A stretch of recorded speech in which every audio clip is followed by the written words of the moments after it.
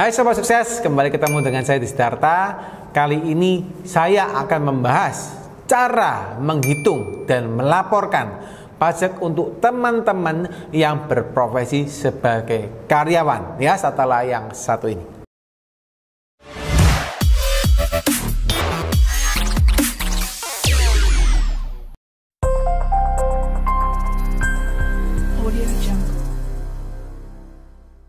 Oke guys, kali ini kita akan ngobrol, ya. Saya akan tunjukkan kepada teman-teman cara perhitungan, ya, satu-satu secara detail in Excel, ya, dan cara Anda bisa melaporkan pajak Anda sebagai karyawan, karena masih banyak yang bingung, ya, cara bayar, cara lapornya gimana, ya. Nah, so guys, untuk karyawan saya jelaskan kepada teman-teman sendiri semua, ya, bahwa karyawan ini biasanya akan mendapatkan bukti potong daripada perusahaan Anda.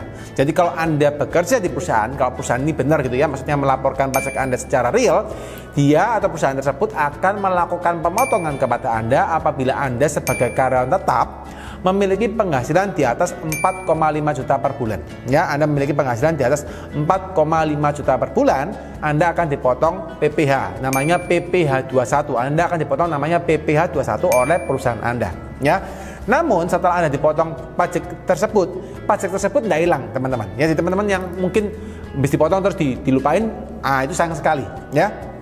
Habis Anda dipotong oleh perusahaan Anda, perusahaan Anda namanya PP21 tadi, Anda di akhir tahun Anda coba minta kepada finance atau tax di dalam perusahaan Anda, departemen finance atau departemen tax, ya, di dalam perusahaan Anda minta namanya bukti potong 1721A1, ya, 1721. Anda minta aja ke karyawan pajaknya, ke departemen pajaknya, Anda minta bukti potong atas penghasilan Anda, ya.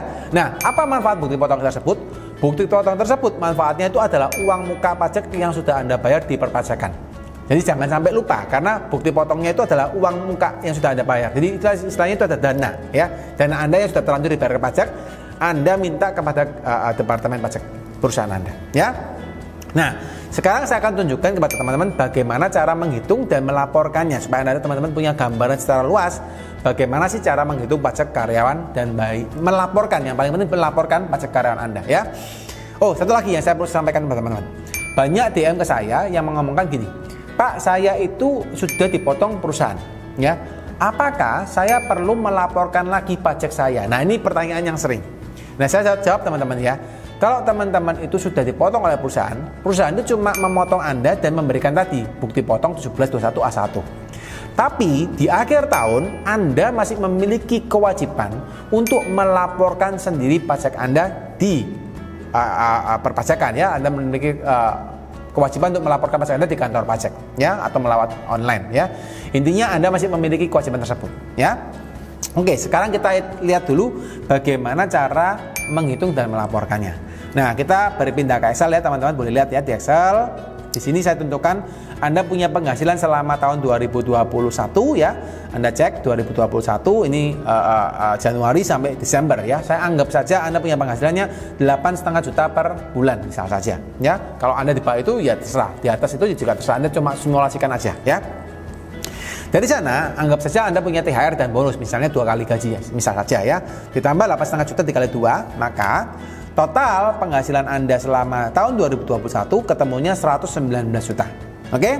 Nah, biasanya dari sana itu akan langsung dipotong oleh perusahaan dengan cara mengurangi dulu, ada aspek pengurangnya, ya. Biasanya ada biaya jabatan, ya. Ada lagi biasanya juga tunjangan hari tua. Kalau di BPJS itu juga ada pengurangnya, gitu. Tapi kalau misalnya Anda, saya anggap ini nggak pakai BPJS lah, ya. Saya ngomong ini adalah biaya jabatan aja. Yang saya kurangkan 5%, ya, sebesar 5.950.000, ya, pengurangnya maksimal 6 juta setahun.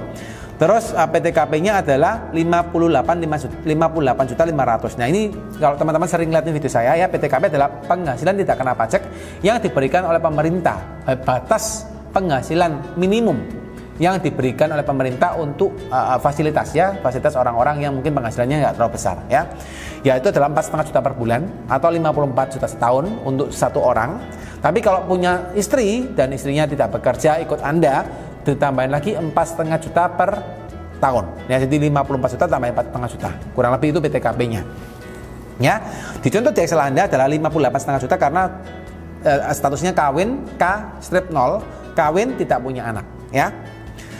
Nah, ketemu adalah dari 119 juta, Anda kurangi dulu dengan biaya jabatan 5.950.000, Anda kurangin lagi dengan biaya PTKP ya, penghasilan tidak kena pajak 58.500.000, ketemu penghasilan kena pajaknya adalah 54.550.000 ya. Nah, setelah itu tarif pajaknya adalah seperti ini ya, di sebelah kiri Anda lihat ya. Ini tarif pajak pribadi kawan-kawan ya.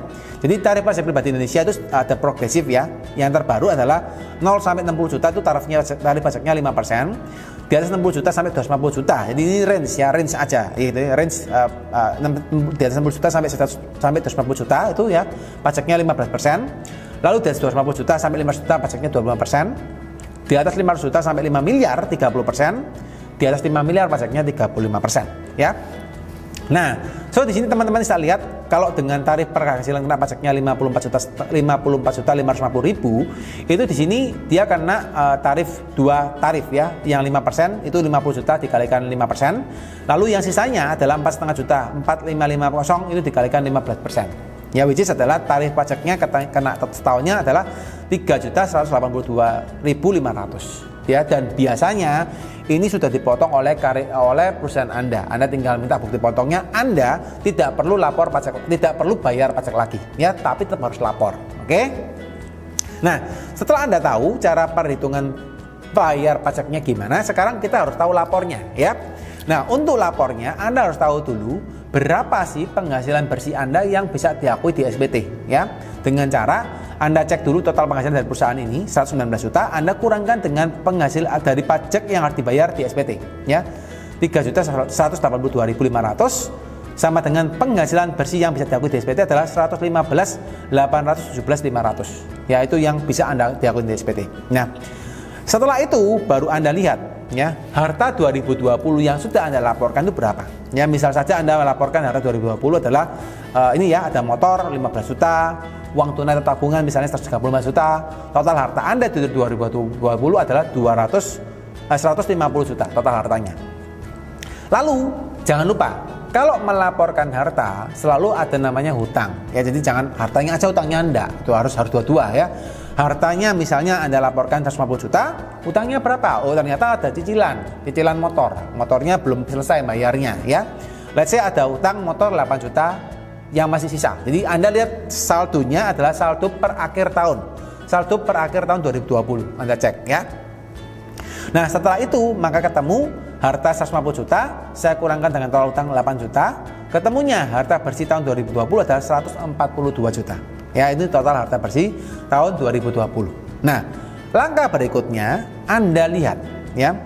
Dari penghasilan bersih yang diakui di SPT di tahun 2021 yaitu 115 juta ini ya. Jadi Anda lihat ini ya. Anda lihat di sini ya, penghasilan bersih di tahun 2021 115 juta, Anda kurangin dulu dengan biaya-biaya hidup yang Anda milikin. Jadi jangan sampai Anda kurang untuk melaporkan biaya hidupnya ya. Anda kurangin dulu biaya hidupnya berapa.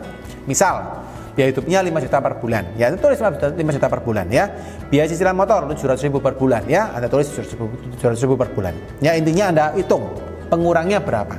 Jadi misalnya biaya hidup 5 juta, setahunnya 60 juta ya, cicilan motor 200.000, setahunnya 8,4, maka total biaya hidup setahun Anda 68.400.000. Oke? Nah, di sana harus mengurangkan dengan penghasilan bersih di tahun 2021. Maka penambahan aset bersih Anda di tahun 2021 adalah 47.417.500. Ya, ini yang penting Anda perhatikan. Jadi harta tambahan atau penambahan aset bersih tambahan yang bisa Anda tambahkan di SPT Anda adalah cuma 47.417.500 rupiah ya.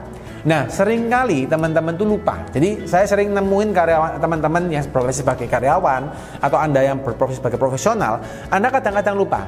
Bayar pajaknya oke, sudah dari 1721 A1-nya sudah dilaporkan semua, tapi yang Anda lupa adalah menambahkan harta.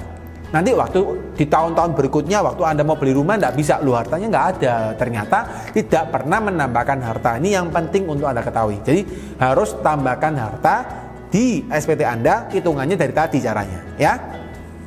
Nah, setelah itu Sekarang kita coba hitung dari harta 2021 yang akan lapor SPT ya. Ini berarti bukan sudah, tapi akan lapor SPT, ya.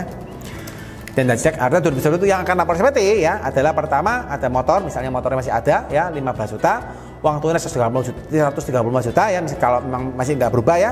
Terus Anda tambahkan XXX di sini ya. Nggak tahu bentuknya apa, tergantung Anda. Kalau ternyata bentuknya sudah berupa tunai juga boleh, berupa emas misalnya Anda suka beli emas gitu ya, atau beli motor baru, atau Anda beli laptop, Anda beli mungkin cicilan mobil, aku nggak tahu ya. Nah itu boleh Anda tambahkan. Intinya yang boleh Anda tambahkan maksimal hartanya adalah 447.417.500. Intinya seperti itu ya. Terus kewajiban cicilan motor tentunya ini harusnya berubah ya, turun ya mestinya ya. Tadi Anda lihat dulu kondisinya tinggal bisa berapa. Jadi intinya harta bersih tahun 2021 ya, nanti di akhir totalnya ini saat dibandingkan dengan 2020 harus cuma boleh bertambah 47.417.500 sesuai dengan hitungan yang ini ya. Sampai sini teman-teman, semoga cukup jelas ya, semoga gampang dipahami. Nanti kalau untuk lapornya Anda bisa lihat modul yang lain, saya akan buatkan tentang bagaimana Anda membuat e-filing ya. Anda bisa membuat e-filing atau melaporkan melalui e-filing, itu simpel banget. Tapi yang paling penting adalah konsep perhitungannya dan pelaporannya dulu. Setelah selesai Anda tinggal masukkan di e-filing, gampang banget ya.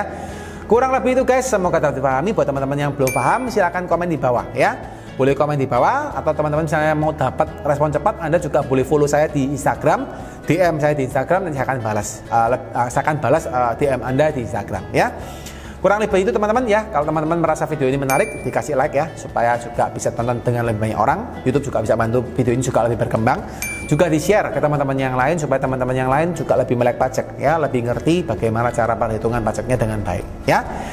Oke guys, sekian, semoga teman-teman selalu diberkati, selalu happy dan selalu sehat ya. Bye bye.